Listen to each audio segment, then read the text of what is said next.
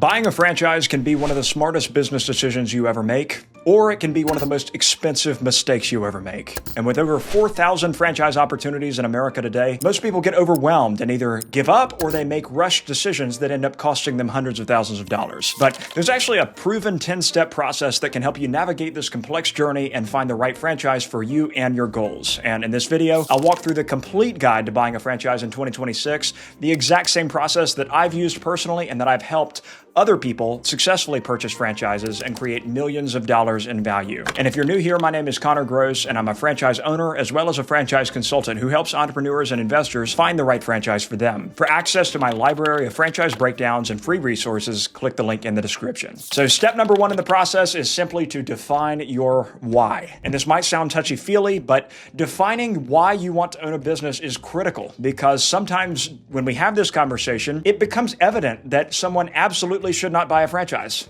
For example, if their why is just to get passive income, quote unquote, because they've bought into the pipe dream of what small business ownership is, that is a key indicator that this is someone who should not be buying a franchise. I've always said from a lifestyle standpoint that owning a small business is like a slingshot, right? So you're pulling yourself a little bit further away from your ideal life so that you can unleash it and move further towards your ideal lifestyle, because that initial stage of owning a business or owning a franchise is going to be notably chaotic. What you need to understand is what impact do you want business ownership to have on your life, and what are your goals? This will be relevant when we look at what kinds of businesses align with different types of goals, both financially and otherwise. Step number two in the process is we need to consider your capital options. Sometimes if you're not careful, you might waste time looking at opportunities that aren't financially viable for you, and so that's why my approach is to dive into this right on the front end so you don't spin your wheels on things that might not be the best fit or just simply are not going to be options. Two main things that we need to figure out is, first of all, what your total investment size that you're comfortable with is, and secondly is how you're going to fund it. Thinking about the first thing, the total investment size, sometimes how you're going to fund it, a lot of times that's going to be correlated because you're thinking about the amount of cash that you have to contribute, as well as what funding options might bridge you between the amount of cash you have to contribute, as well as, to get to the total investment size. Some people, they fund through cold hard cash, and I think that that is a wonderful thing. It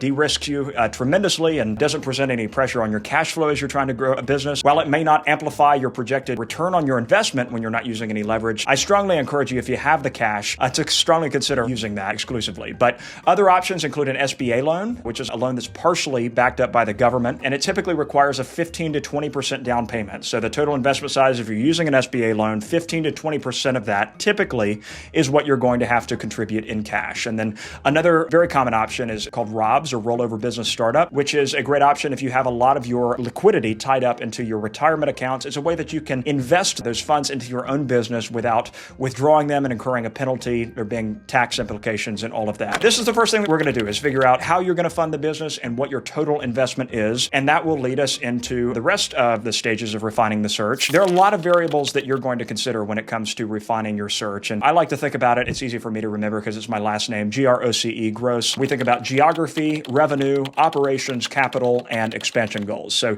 taking those very quickly one by one.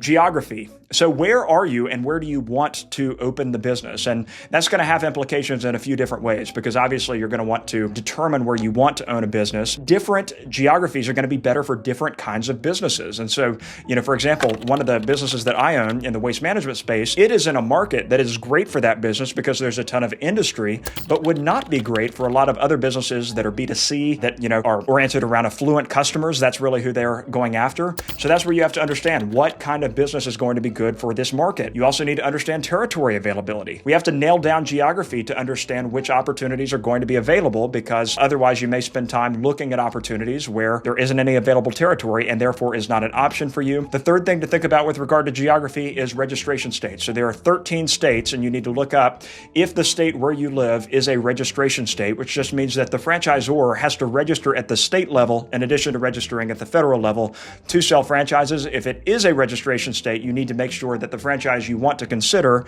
is registered in that state, and therefore they can move forward in talking to you and eventually offering you a franchise. Geography is the first thing we think about. Then we think about revenue, okay? If you've heard me talk before, you know that I don't think that it's important that you are good at doing with your hands whatever that business does, whether it's roofing or massages or fitness or whatever that is, because the goal is whatever business you buy, you're not going to be the one doing the thing with your hands. What I do think is incredibly important is that there is alignment between your skill set and your mindset and whatever lever needs to be pulled to drive revenue. So if you're good at marketing, if you like marketing, you like quicker transactions, that's where B2C might be your jam. If you're comfortable with higher touch, longer sales cycles, but you love relationships, you love networking, and you love outreach, that's something where B2B might be the better revenue model for you. That's revenue. And then we got to think about operations. This can include, do you want a brick and mortar business or a non-brick and mortar business? There are plenty of pros and cons to both sides of that equation. What is your comfortability with staffing? Would you prefer something where staffing might be a key part of the business, like senior care, if that's something that you're good at and you enjoy? Or would you prefer something that's very lean, in which case, maybe a subcontracted model might be a better fit for you? Those are the kinds of things we're going to think about operationally. Another thing to think about is hours. So some people, they only want to work, or they only want the business to be open during very standard business hours. Some people are less concerned about that. They're comfortable with a business that operates overnight. So those are the things you want to think about with regard to operations. Capital, we kind of talked about, but again, you're nailing down how are you going to fund the business? What investment level are you comfortable with? And then E is expansion goals. Whether your goals are to get in and plant your flag and grow through acquisition, that is going to have a different profile than if your goal is to grow through greenfield or new builds. Okay, if you want to grow and expand through new locations, then you want to make sure that there's enough territory, contiguous territory available to match your goals. If you're wanting to grow through acquisition, it would actually be more favorable for you to get into something where the territories around you are taken, and therefore those are future acquisition opportunities. If you don't have expansion goals, that changes things too. These are how we're going to think about refining your criteria so that we can get into step number 4, which is to build a long list. This is when we're going to construct a list of typically 10 to 20 franchise opportunities out of the over 4,000 available in America. Even though there are over 4,000 franchises, there's a core group of like 20 to 40 franchises at any given time that I personally, as an investor and an operator, am interested in investing in if the right opportunity were to present itself for me. If you're going to work with me as a franchise consultant, you are leaning on my bias there, right? That is my guiding principle, is I help other people buy franchises that I am also interested in buying myself. So just know that going into it. So we're going to build out a long list of opportunities. I'm going to do some research on my end to nail down within that criteria, those available opportunities, what's available in your area. If you're in a registration state, trying to narrow that down to a long list of, again, somewhere in the 10 ballpark. And then step number 5 is when we take it from a long list to a short list. We're going to talk through all of these franchises at a high level to determine which of the 3 best opportunities you want to focus on, and that becomes your short list. Here's the reason we don't do deep dives on 10 or 20 different opportunities. First of all, we can talk through them at a high level with enough detail to where you can get a sense for the business, right? And you're going to be able to get a sense for, is this something that out of all of these, something that I'm most interested in? And the reason that I'm so big on 3 is because 3 is really the sweet spot to put on a short list to balance being both thorough and focused at the same time. Because it's very hard to be thorough if you're only looking at one opportunity, but it's hard to be focused if you're looking at 20, right? You're scattered in so many different directions that it's harder to make an informed decision when you're splitting your attention and your time 20 different ways versus focusing on 3. It's a good balance to where you have enough to weigh the different opportunities against each other, but not too much where you're spread too thin to make an informed decision. So once we have your shortlist together, step number 6 is going to be to connect with the franchisor. And so every franchisor that you evaluate has their own discovery process. It'll usually involve an intro call to get started and then a series of calls that are going to be on focused topics. Like there's probably going to be one on unit economics and one on marketing, one on operations, and one about reviewing the FDD and reviewing your territories and things like that. While those stages of the process are incredibly helpful, they will eventually lead into validation and the interfacing that you do with the executive team, which I'll talk about here in just a minute. But things to focus on during this stage of the discovery process is just getting your baseline level questions answered about, you should exit this stage of the process in terms of the series of focus calls with a high level grasp of what the business is, what they do, what the economics look like at a high level, and then ultimately what would your day-to-day look like as an owner. And that's typically enough information to take your short list down to from 3 down to 2. And that's typically what I tell people, so that eventually you're able to get into step number 7, which is validation. And validation is what I always say is the most important part of the discovery process and also the most determinative part of the discovery process. Because when you think about all the presentations, franchise development representatives, some of them are great people. So it's not to say that they're not, but ultimately they have a job, right? And their job job is to sell franchises, and they're financially incentivized to do so. And so while they might present great information, you shouldn't be making decisions exclusively based on what a sales representative of any kind is telling you. So that's what gets us into validation. And validation is when you're able to talk to existing franchisees, people that are running the business that if you were to move forward, you would be running yourself. A lot of times franchisors will have validation calls that they've scheduled that are group calls where other franchisees or other prospective franchisees are invited to join. And I highly recommend joining those because a lot of times it's very helpful to hear other people's questions. Other people might be asking questions and have thoughts that you may not have initially thought about. And sometimes people aren't comfortable asking a bunch of questions. And so the group calls are good because it helps you to get acclimated with the process. And a lot of times, like I said, other people are going to raise points that you may not have raised. A few of the main things that you're going to focus on when it comes to everything financial. So I usually don't ask people for P&Ls directly because some people consider it invasive. Small business owners are going to have different standards, shall we say, of how clean they keep their books. Instead, what I really try to do is to identify the 3 to 5 key drivers that determine financial performance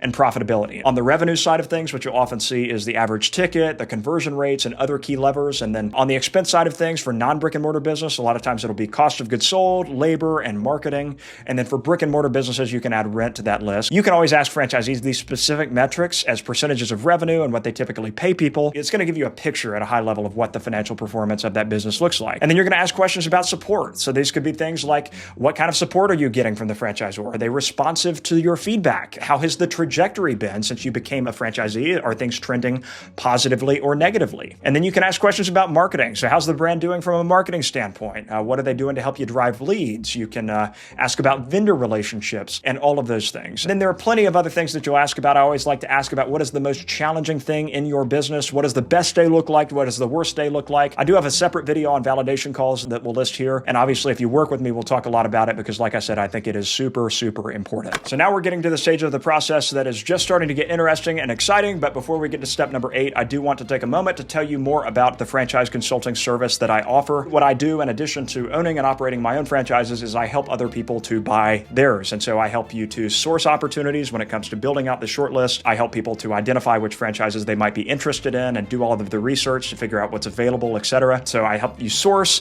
evaluate just as in an advisory capacity, and to fund opportunities to get connected with lenders and lawyers and anybody that you may need to get the deal across the finish line and move forward and build your franchise empire. So if you're interested in discussing that and you have at least $100,000 of liquid capital to invest, you can book a call through the link in the description to get started. But like I mentioned, step number 8, where things are getting excited, and that is to register for a discovery day. Discovery day is sometimes called confirmation day or meet the team day. This is ultimately the last stage of the discovery process, and that is where a lot of times you will fly out and meet with the franchisor in person. This is the point when you're going to get your short list. Again, we've already got it down to 2. This is the point when you want to get it down to 1 is when you decide to register for discovery day. When you get to that stage of the process, the franchisor will typically invite you after you've talked with the executive team and they've said, yes, this is somebody that we are interested in bringing on board. That is when they'll make that invitation.